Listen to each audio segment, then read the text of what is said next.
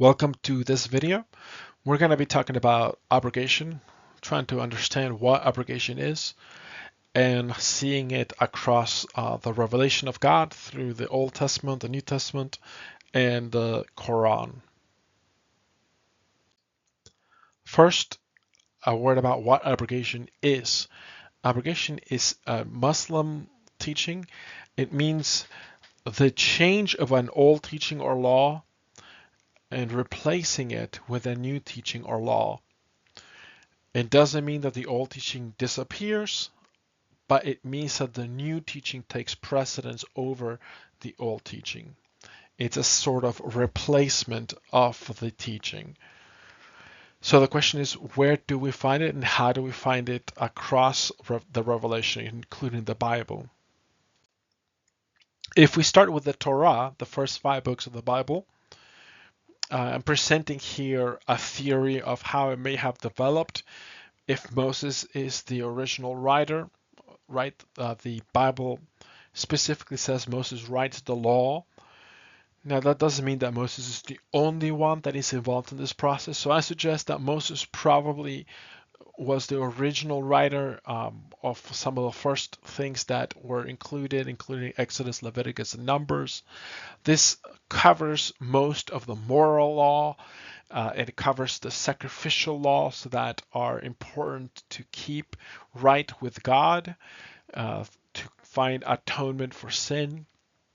It includes the land allocation for the Israelites when they do move into the promised land, and a lot of codes that are especially for the distinctiveness and purity of Israel in light of the wickedness and the sin of the nations all around them. They are to stand out completely.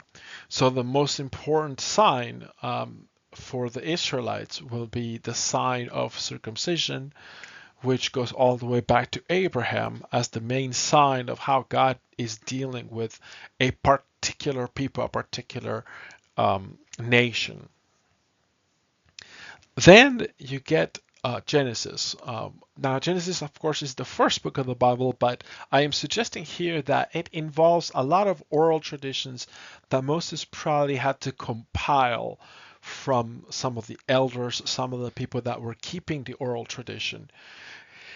One of the most interesting aspects to me about Genesis is the keeping of the identity of who the Israelites are, going all the way back to Abraham, but through genealogies all the way back to Adam and Eve and creation itself. So it really is a history all the way up until the point of the Exodus, which is where Moses finds the Israelites. Now, one of the most interesting motifs that comes out of this is the idea of the son.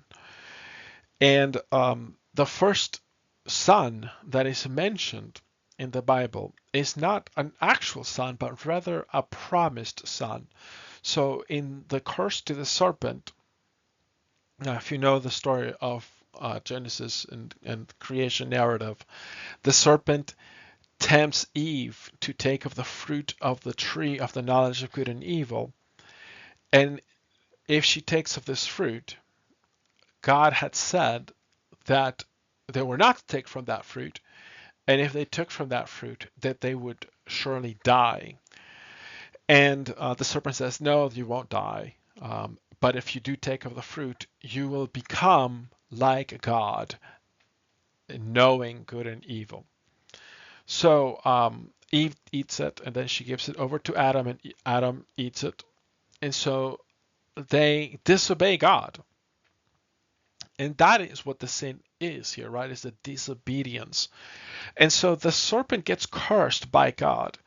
And inside that curse is this promise that the seed, male seed of the woman, the son of the woman, will crush the serpent's head, but the serpent will strike his heel.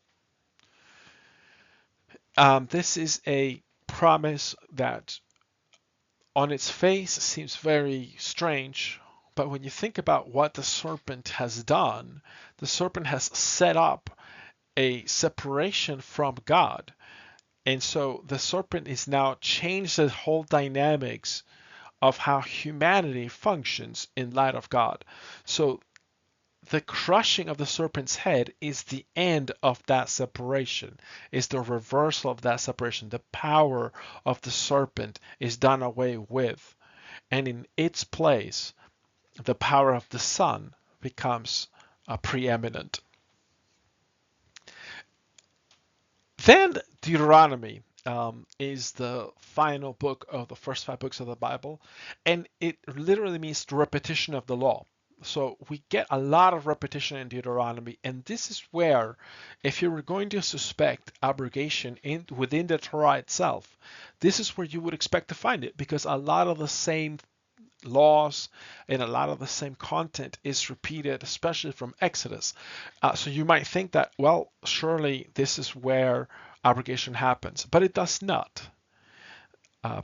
So there is nothing in Exodus or Leviticus or Numbers or Genesis that Deuteronomy says this is to replace that which was said then. There is no abrogation. There's no exchanging of one teaching or one law for another one. So Joshua probably is the one that finishes this text because we see Moses die within Deuteronomy, but not before Moses makes a prediction of a prophet that will come after him, that will be an Israelite, that will do great miracles, that will teach God's commands, and will have the word of God in his lips. That is going to be a promise that seems to immediately be fulfilled in Joshua. So we can move to the historic texts. Before moving to Joshua, we have to talk a little bit about the book of Job, which may be even more ancient than the Torah. This text is very difficult for many reasons. It asks important questions about justice and how evil can befall righteous people, like Job himself, who's called a righteous man. And this text was written alongside or before the Torah, and even though it had all these deep difficulties about God, without any answers. And that's important because God does respond to Job directly and does not provide Job any explanations for his sufferings.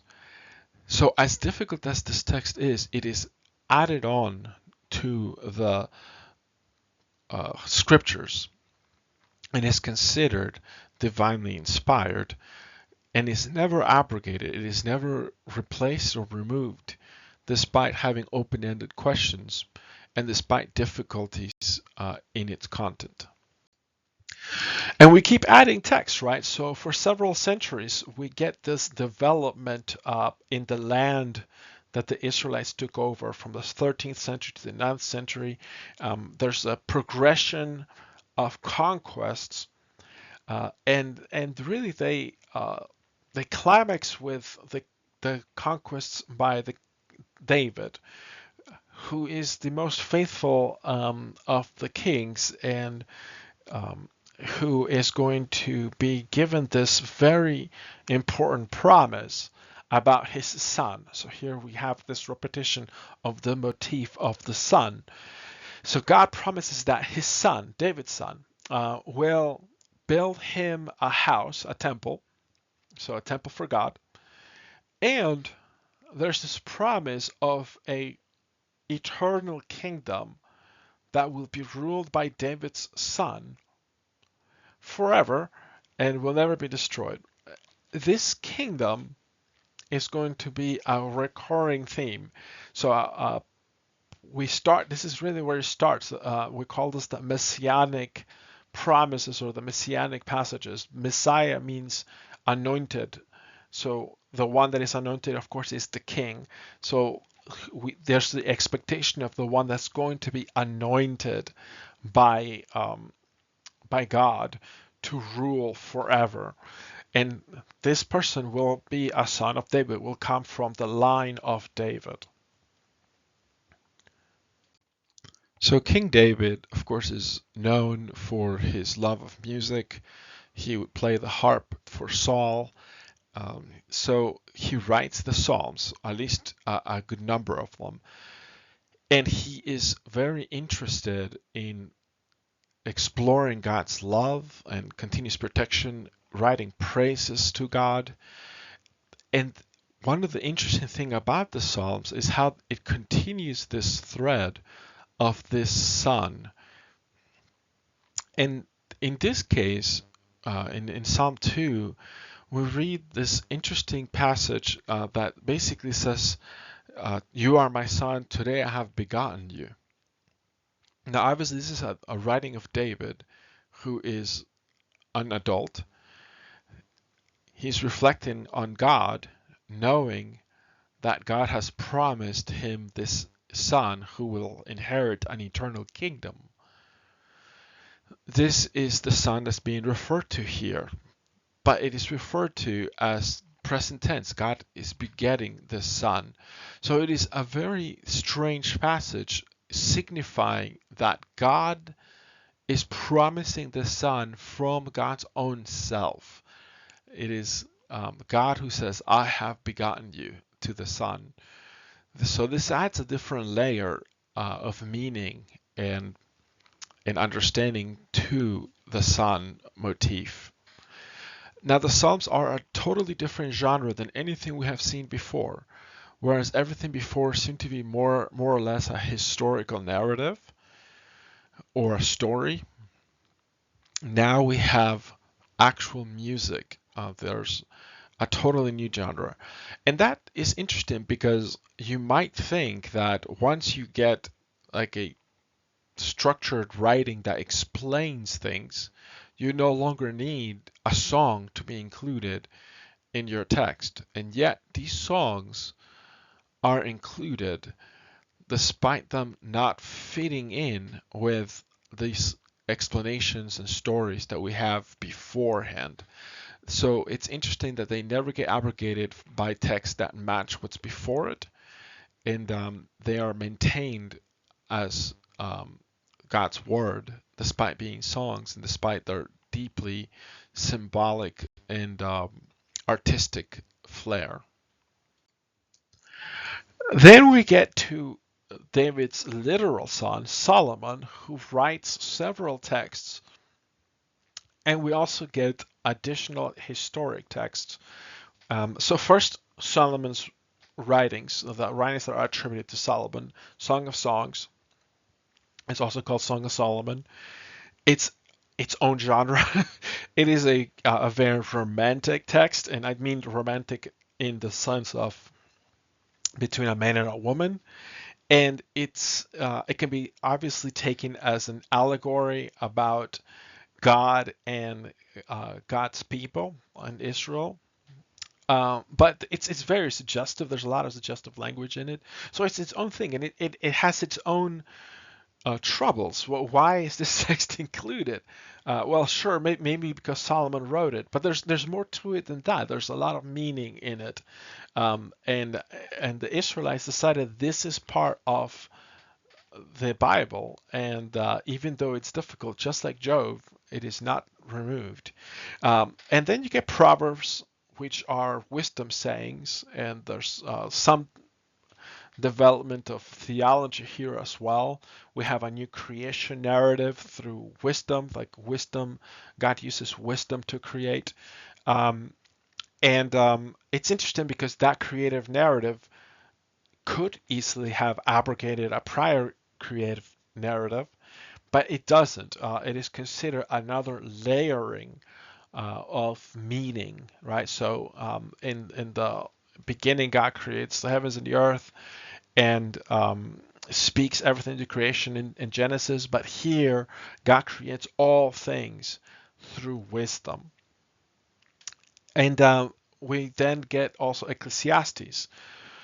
Now, Ecclesiastes is kind of the opposite of Proverbs in a sense. Proverbs is wise sayings. If you live by these teachings, you will prosper, and you can bank on them in a sense. But Ecclesiastes is basically the exact opposite.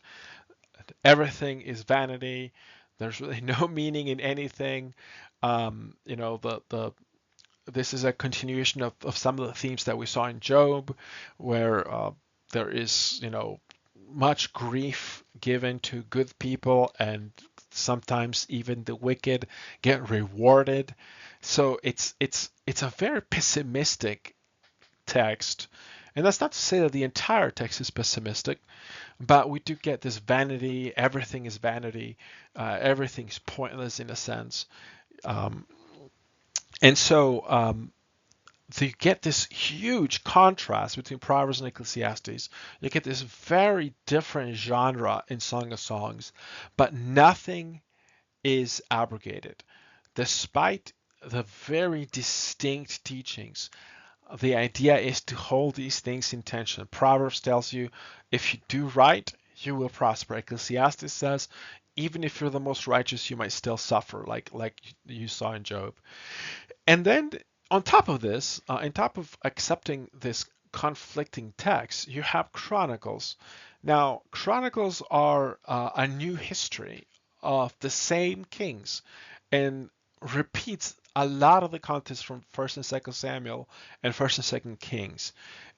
It's slightly different, but not very different. And there's a lot of, as I said, a lot of repetition. And you might be tempted to say, like, why include both?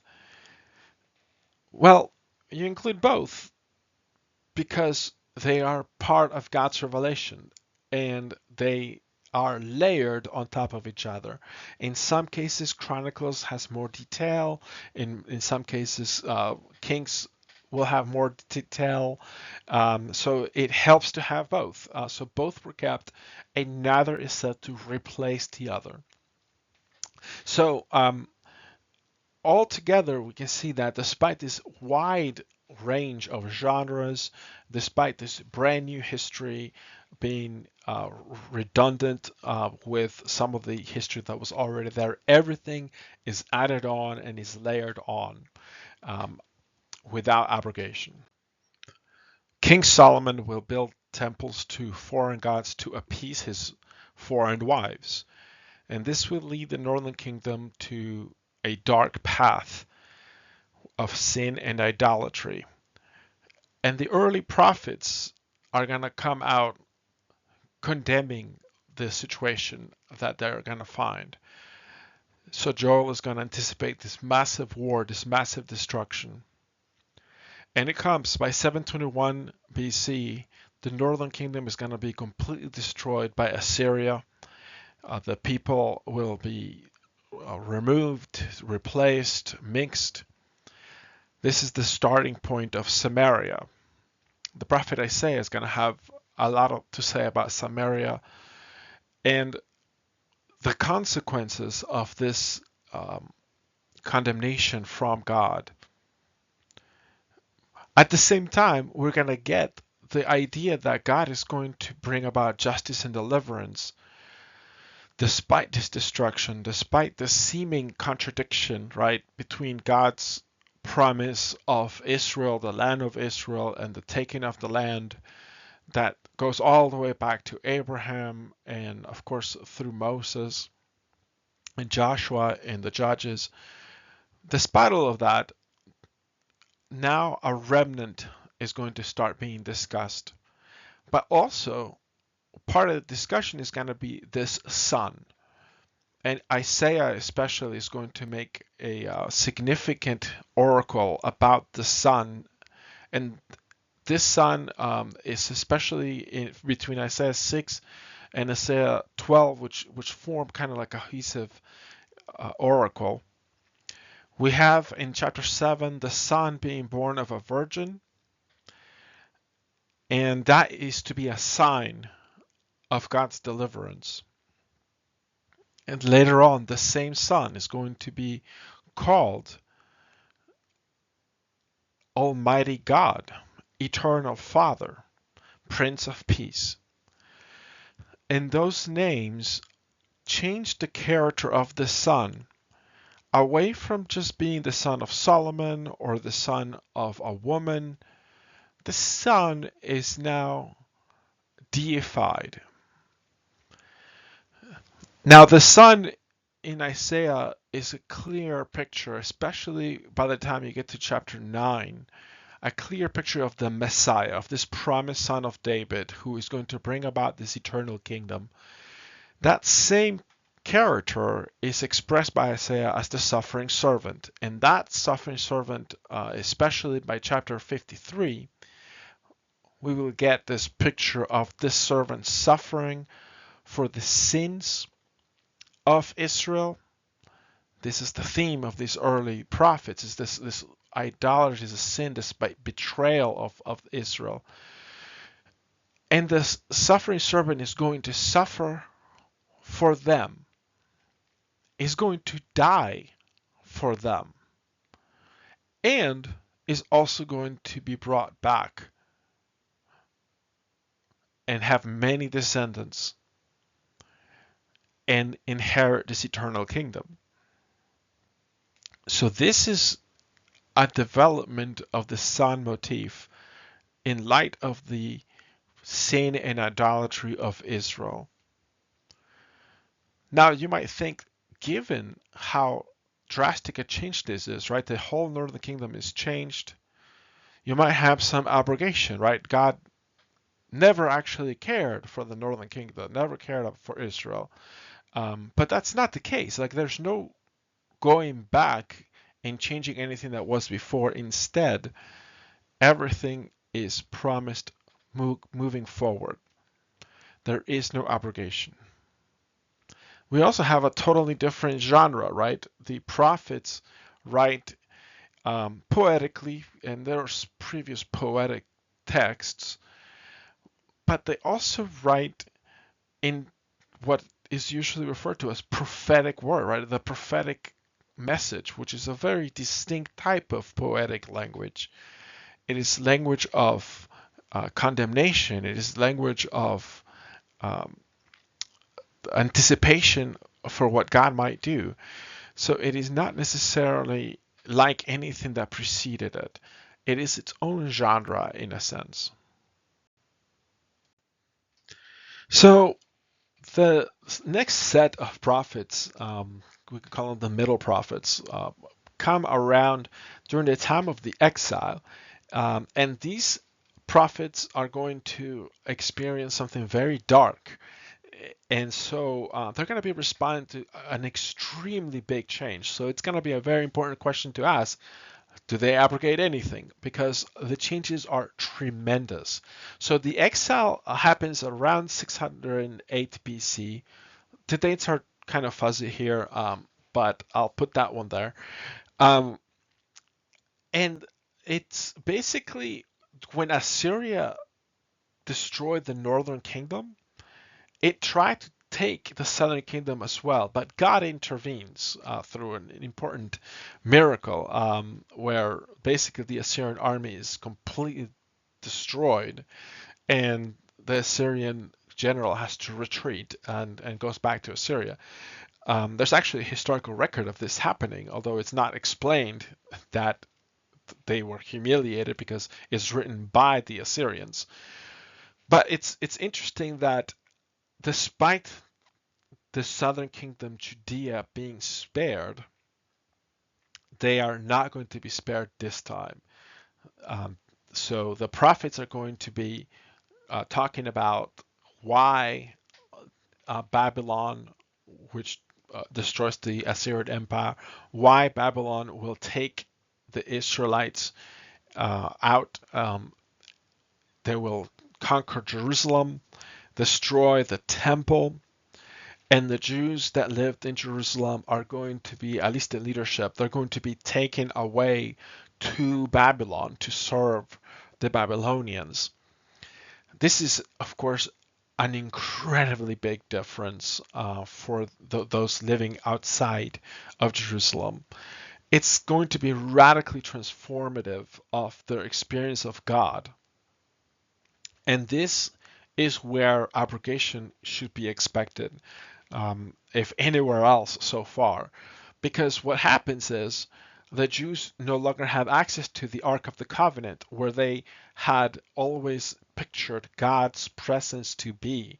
They no longer have access to the temple where all the sacrifices to Yahweh were made for the reconciliation of people to God. And so, what does the religion even mean now?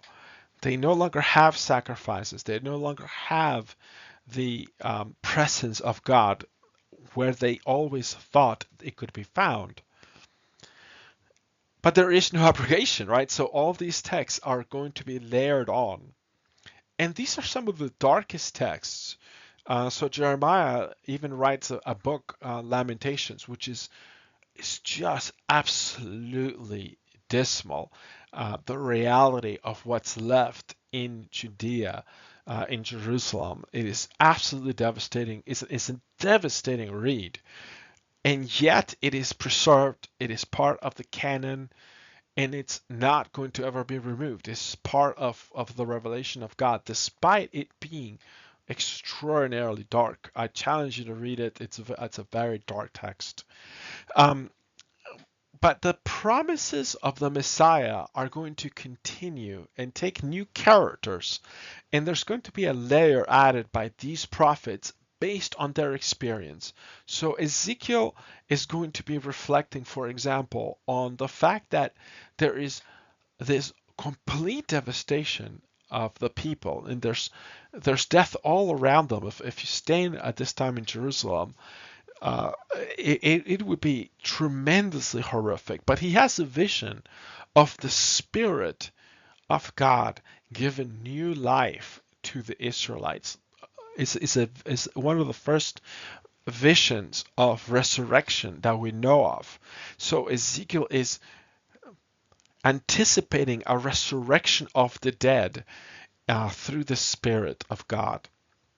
And then Jeremiah is also going to emphasize the Spirit, and this is going to lead Jeremiah to conclude that this covenant that the Israelites were under, that involved sacrifices, that involved all these Israelite specific rules, is going to be replaced by a new covenant with a law that is written in the hearts of people.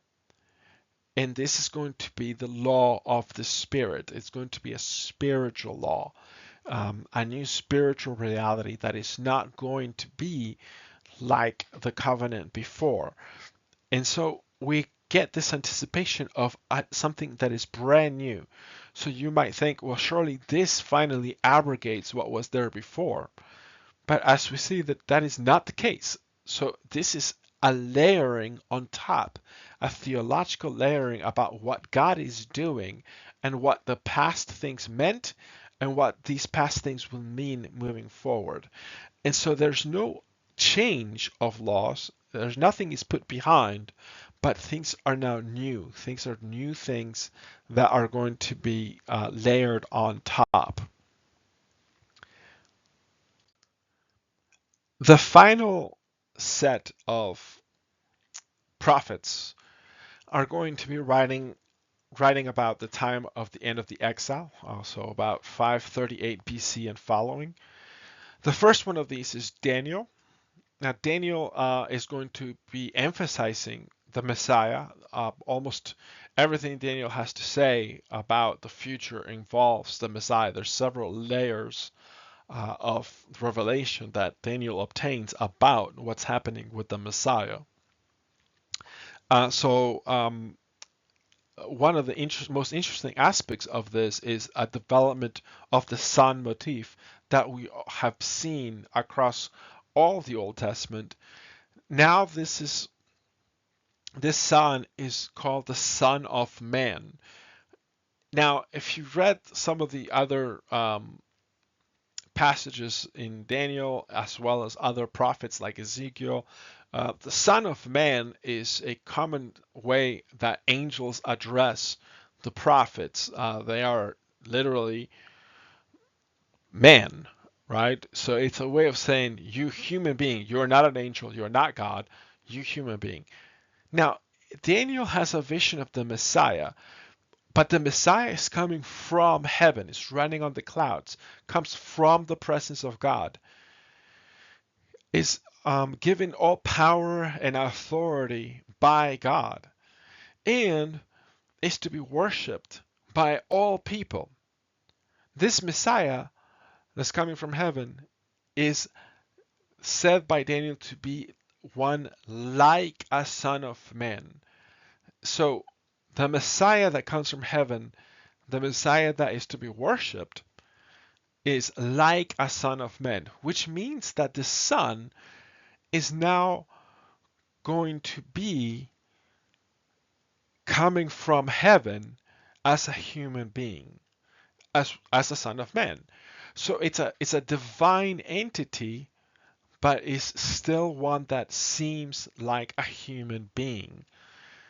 And this is going to be very important because it connects to something Zechariah is also going to do, which is to say that God is going to inhabit Jerusalem. God is going to be among the Israelites.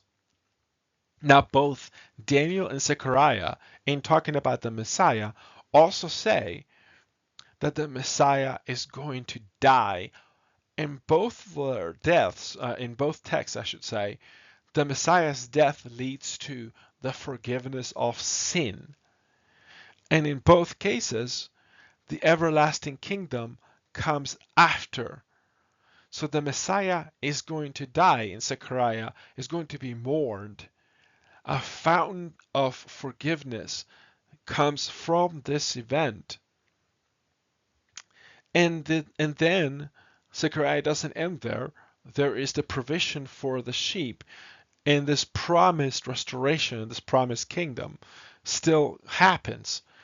The same thing happens in Daniel. In Daniel, the Messiah is put to death and does not have anything. In fact, the text in chapter 9 in Daniel says the Messiah dies and has nothing. It is a very bleak moment. There is no kingdom given over to the Messiah despite being the Messiah, despite being crowned, despite being anointed.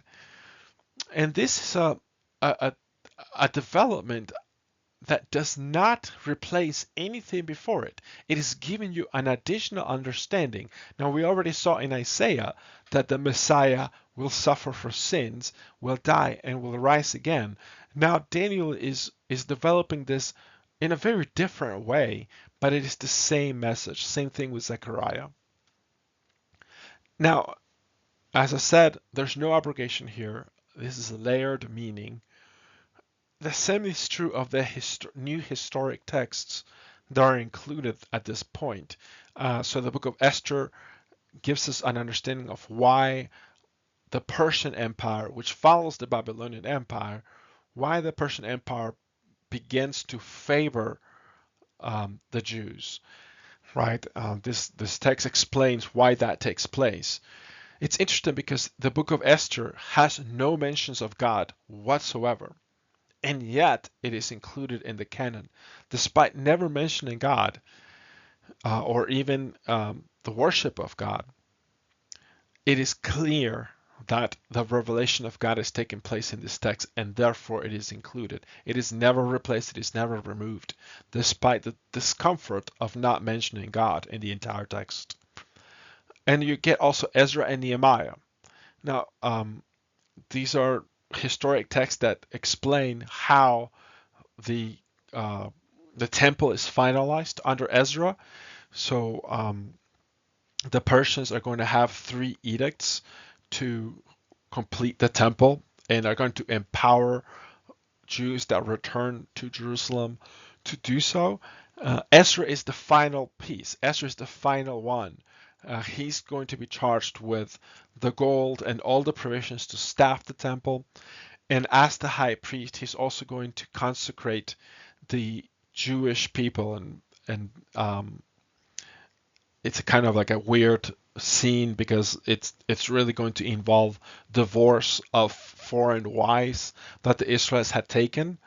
But it means that the people of God are now consecrated for the task of anticipating the Messiah, anticipating this new kingdom, this restoration of things that was hoped for by all the prophets and was promised in terms of a restoration that God would make happen. So this is another set of history texts, and they explain more. So this is a layer that is added on to the prior histories. Nothing is replaced, nothing is done away with. So no abrogation through this whole process. This is the whole Old Testament, and what we see is kind of like brick layering, right? So we see every piece added onto the previous piece, but nothing is ever abrogated. There is no correction. There is no elimination of any text. They are just added on top of each other. So we get to the New Testament, where we start to see the Christian perspective coming through, where we would anticipate quite a bit of abrogation, since we are now looking at an altogether different religion stemming from the Israelite religion, but now taking its own characteristics.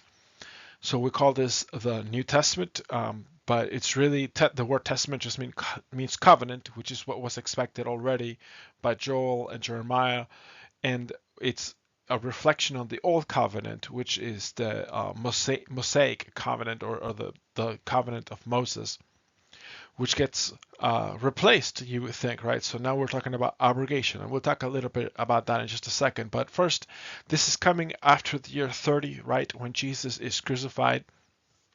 And the New Testament really starts picking up the pieces after the crucifixion and looks back to the birth narrative. We get the first Gospels, starting with the Gospel of Mark. We get some of the first letters of Paul, some other additional writings like James, and the book of Acts at the end of this time period. So this first defining time period is really all about who the person of Jesus Christ is. He is seen as the promised Messiah. He is the Son of Man, anticipated by Daniel. He is the son of the woman, right? He's the son of the Virgin Mary. He's also the son of God and the son of David. So he's the son of God incarnate, but as a human being, he descends from David. So he is king of creation, but also king of the Jews.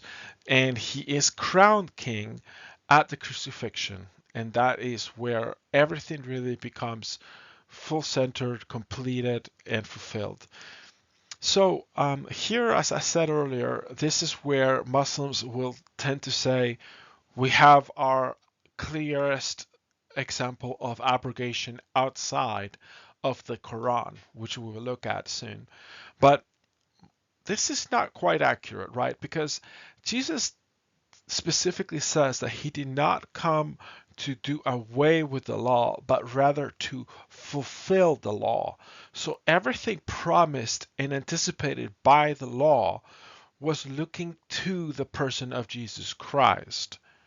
So this law is fulfilled in him. And that includes the law of the Sabbath. It will also include the uh, dietary restrictions. So with the law of the Sabbath, Muslims often point to this one as saying he abrogated it, the law of the Sabbath, because Jesus healed on the Sabbath, which really scandalized the Pharisees. But Jesus says that the Sabbath was made for man, not man for the Sabbath. He's not saying you don't need to follow the Sabbath.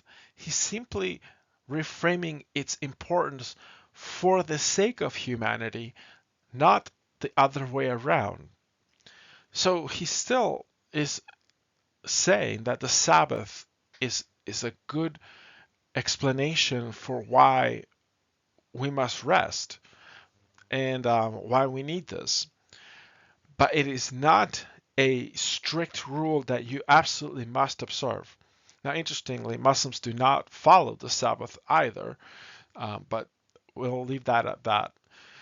Muslims will also point to Paul and the concept that Paul gets rid of the law, right? So if Jesus doesn't get rid of the law, well, at least Paul certainly does.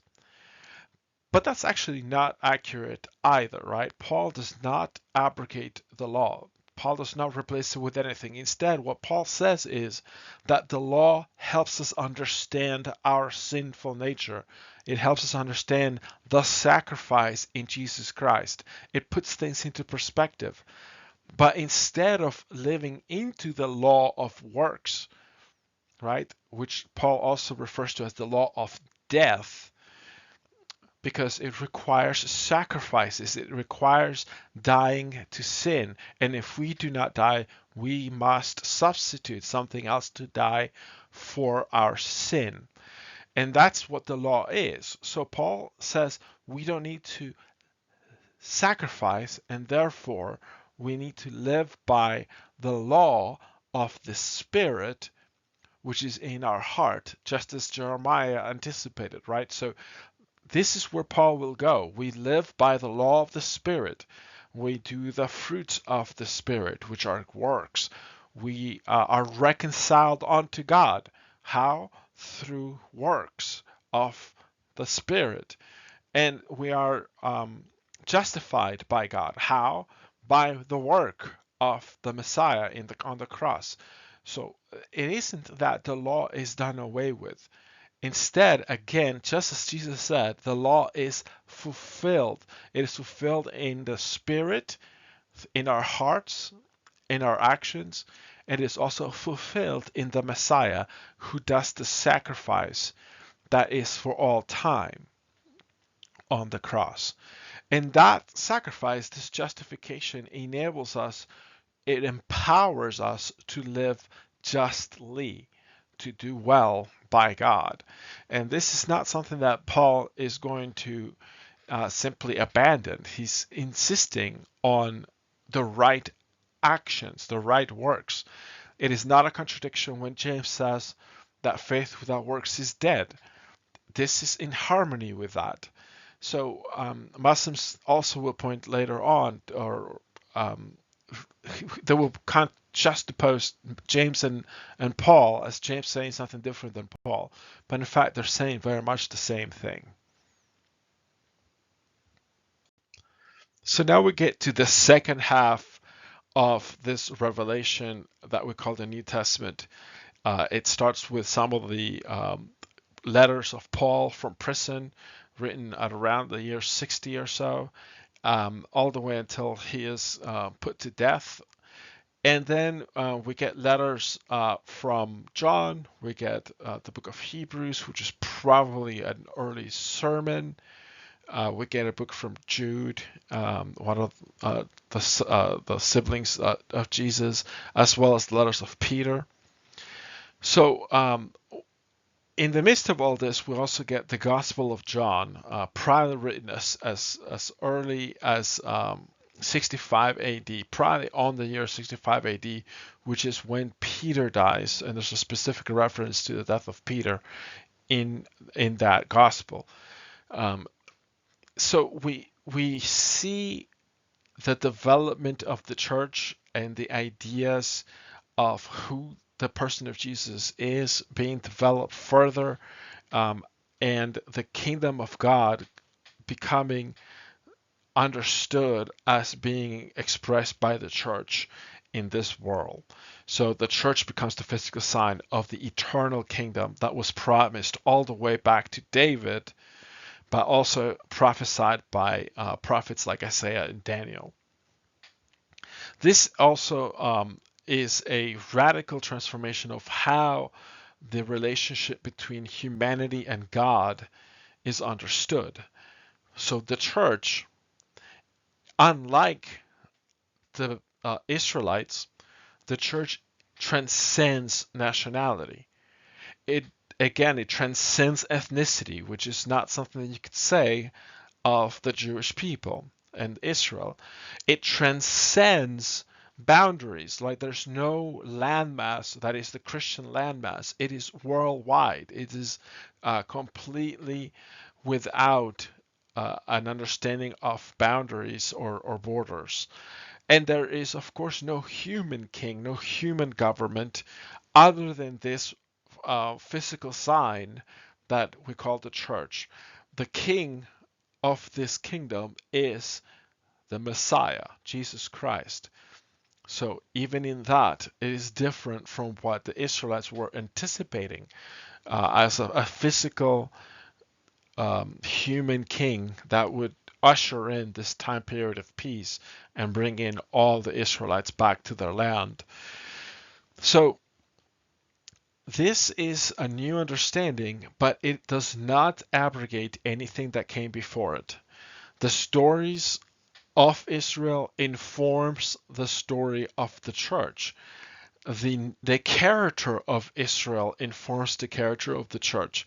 There is nothing that this late New Testament changes from the Old Testament.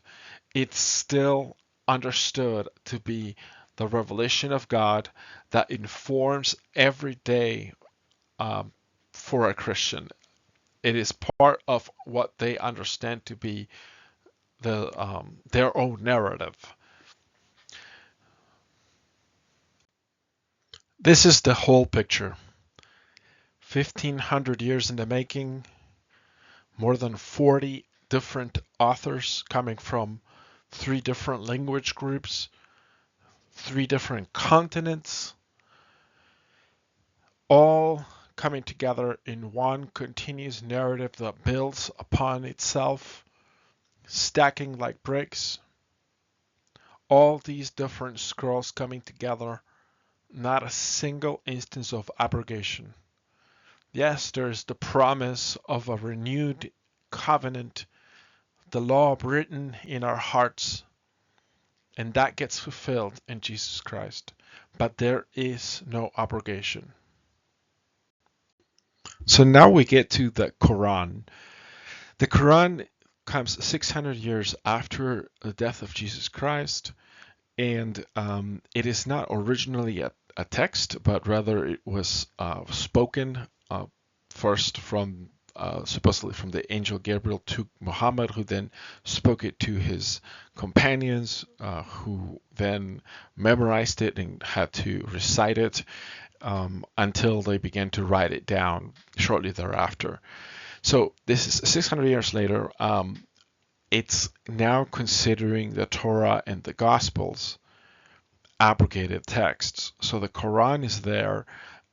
It claims for itself that it is there to guard and to confirm the previous scriptures. But once you get to the details, we see that absolutely nothing is safe from the Torah and the Gospels, because unless it affirms the Quran 100%, then those things are considered corrupted themselves. So all the previous revelations, that 1500-year revelation, is now considered suspect at best and corrupt otherwise. This is the final revelation. It is only in Arabic, so you cannot translate the Quran. You have to, if you want to read the true Quran, you must learn Arabic. So this is not for all peoples. It is for Arabic-speaking people. Of course, it is translated, but it is not considered the Quran unless it's in Arabic. It abrogates everything that came before it, but it also abrogates itself, which I think is very interesting. So these abrogations usually reflect Muhammad's own life circumstances and his own teachings, as opposed to things that are taken from other sources like the Bible. So, for example, at first, Muhammad was just warning against alcoholism and excessive alcohol, just like the Bible does. But then some of Muhammad's armies lose because of suspected drunkenness, according to a hadith. We'll talk about hadith later. And those are that is the rationale for why now the Quran will prohibit alcohol from being consumed. It is now haram, which means prohibited. The same thing happens with some of the words that are more peace-centered. At first, Muhammad seems to be intentful in winning over Christians and Jews. But when Christians and Jews reject him, his tone changes to one of conflict with Christians and Jews. And one of the last surahs, Surah 9, the surahs are just revelations. Surah 9 is one of the last revealed, the second to last that is ever revealed. And it's quite vengeful and quite violent. And also, there are some words in there that are more like reciprocity minded. So if they attack you, then you should do this. But by and large, if you read the whole surah, it is meant to be a preparation for conflict against these individuals, especially individuals who are now called disbelievers. So I have a quote here. Surely Allah has purchased of the believers their lives and their belongings, and in return has promised that they shall have paradise. They fight in the way of Allah and slay and are slain. Such is the promise He has made incumbent upon Himself in the Torah and the Gospel and the Quran. Who is more faithful to his promise than Allah? Rejoice then in the bargain that you have made with him. That indeed is the mighty triumph. I quote this one because it specifically references the Torah and the Gospel as having this particular promise, which is the promise that believers, given their lives in fighting against the enemies of Allah, will inherit paradise. Now, that is not a promise that you will find in the Torah or the Gospels. And so this is the kind of abrogation that is being done. Any teachings that would contradict this, any peaceful teachings that might contradict this, are now supplanted. The truth is now understood to be that Allah promises paradise to those who are slain fighting for the cause of Allah. So what does the Quran change from the Bible? Basically everything. So the stories of the Bible, some of them at least, are repeated in the Quran to some extent. So you have a lot of the same characters. But they have been seriously cleaned up in terms of they are no longer shown to do anything even remotely controversial. So they are all idealistic figures. A good example is the character of Lot. Right, in the Bible, we have this very controversial story of his daughters getting him drunk and sleeping with him to have children by him. And this is nowhere to be found in the Quran. The Quran has cleaned that up. And that happens with every flaw that any character has from the Bible. In some cases, the stories are very strangely changed. So in the Torah, Moses has a sign from God where he puts his hand in the cloak and he takes it out and it's leprous. And the Bible says that it is white and leprous. And so then God doesn't put it back in the cloak, take it back out, and now it's all of a sudden healed, and it has no leprosy. It's normal. In the Quran, when this happens, he puts his hand in the cloak, takes it out, and it's white, but it is not leprous. For some reason, that seems to be too controversial to give him leprosy. So it is not leprous, it's just white. And that's the sign. That's it. It's very. In some translations, it says it's very white. That's very strange. It's almost as if Muhammad couldn't quite remember how the story went. The same thing happens with Saul in Surah 2. It's Saul that goes up against Goliath. Now, if you know your Bible, you know that Saul is actually cowering and not going up against Goliath. So it's up to David to confront Goliath, right? It's almost as if Muhammad just couldn't quite remember how the story went. There are many things that change in the Quran that are very important topics from the Bible. So the fall, the consequence of sins, genealogies, following through Isaac's story, right? The law of Moses. Now, there's mentions of the Torah, of course, they're all over the place, but the actual law is not there. The sacrificial system is gone. The Messianic promises are nowhere to be found. Now, Jesus is called the Messiah, but it is unclear in the Quran alone what that even means. The kingdom of Israel is of really no consequence. Same thing with Jerusalem. And the promised eternal kingdom that we saw across so many texts in the Bible is not just the paradise that's promised to those who do great deeds and stick to the end with Allah. Additionally, theologically, the Quran changes everything about God. God is not sacrificial. God is not eternally loving. God is not affected by creation, nor even affecting of creation. So Allah is in his heaven. He goes up and down this heaven, sometimes to shoot stars at demons and sometimes to just hear someone's prayer, but otherwise does not get involved in creation at all. In fact, Allah has determined everything beforehand. Like, Allah is all-knowing. He's spatial and temporal, but he's all-knowing, so he has set everything up from the very beginning as Allah created everything. And so everything is already preset. At least this is true in the Sunni tradition.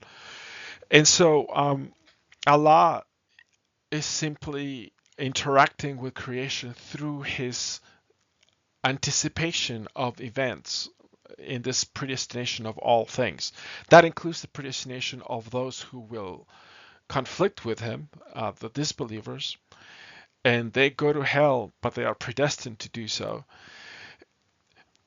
And free will is at risk, of course, because how can any human being be said to have free will if every event and everything has been known by Allah since creation?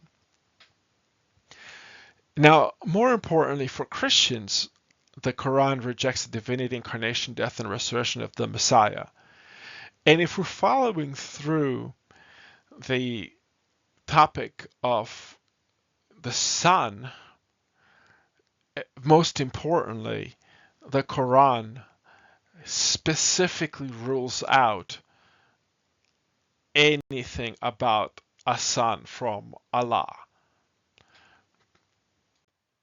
Abrogation is also found in the Sunnah, which is the traditions, and in the individual hadiths, which are the passed down teachings, usually going all the way back to Muhammad in theory.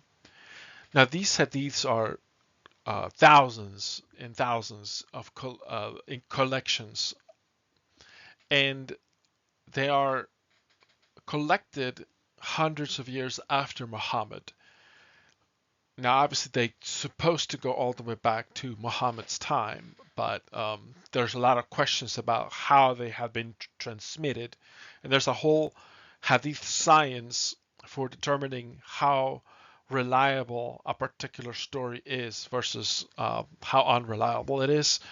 And a lot of hadiths are considered not to be taken seriously. And then there are some that are they're considered very reputable sources of teachings. There hadiths abrogate the Quran in several different ways. A lot of times they're fixing existing contradictions within the Quran that need some kind of answer. There are some hadiths that provide explanations to what the Quran is teaching, the background stories. In some cases, even forgotten verses come through. And this was not mentioned before, but the Quran itself gives the provision for recitations that are forgotten. So this is quoted here from Quran, from Surah 87. We will make you recite and you will not forget, except for what Allah wills. So yeah, you probably will forget some things, but don't worry, they will be abrogated. And that's the answer for all the times that several hadiths claim that parts of the Quran have been completely forgotten. Whole surahs, hundreds of verses. It's okay because they are abrogated. So whatever is meant to be kept is kept supposedly. And also things like the law itself. So if you look at the Quran, there is no law in the Quran. There's specific teachings in the Quran that are legal teachings. So for example, a thief caught gets their hands chopped off. That later becomes Sharia, but inside the Quran itself, there's no actual legal documentation. So how do the hadiths actually abrogate, for example, an existing contradiction? One of the key examples is the example of baby Jesus from Surah Maryam, who basically says in his first speech, just being born basically as a baby, he speaks and talks about how Allah provided for his birth and gave him the gospel. But one of the things that baby Jesus says is, um, peace be upon the day of my death and the day of my resurrection. So blessing the day that's his death and the day that's his resurrection. This is a contradiction inside the Quran if it doesn't get abrogated in any other way, because the Quran specifically says that Jesus did not die, but it was made it seem as if he did, and then Allah took him up to himself in heaven. So Jesus, the human person, sits somewhere in heaven with Allah. Now, this gets abrogated in the hadiths. So I have a quote here, Sahih al-Bukhari, where Jesus is going to come back to do certain things, right? So the hour will not be established until the Son of Mary descends amongst you as a just rule. He will break the cross, that means, and Christianity, kill the pigs, that is, kill the Christians, and abolish the jizya tax, which is what allowed people of other faiths to live among Muslims. So there's no more provision for the people of other faiths to live in this kingdom. They should all be killed. So that corrects the Quran, because now we see that Jesus comes back in the future to rule and persecute, to genocide all Christians, and then he will die. So that explains why baby Jesus is blessing the day of his death. And there's another hadith that talks about the fact that he comes to die, basically. He comes to do this and then he will die. And then, of course, there's the day of resurrection. So that fixes why these days are blessed by baby Jesus. Now, there's a parallel. This is not just about Christians. So Sahih al-Bukhari, the same reputable, this is one of the best sources of hadiths in Islam. There's a parallel also for Jews, right? So before the last the last hours, Jews also have to be genocided. So the stones in which a Jew will be hiding will yell out at a Muslim, "Oh, Muslim, there's a Jew hiding behind me, so kill him." So this is kind of the ultimate abrogation of what we referred to earlier, right? That the earlier, more peaceful writings were replaced by the more belligerent ones. And now it's not just belligerence, but actual genocide of anyone that is not a Muslim to be expected before the end of times. And that's it. So I hope that this was a helpful overview of abrogation. And salam.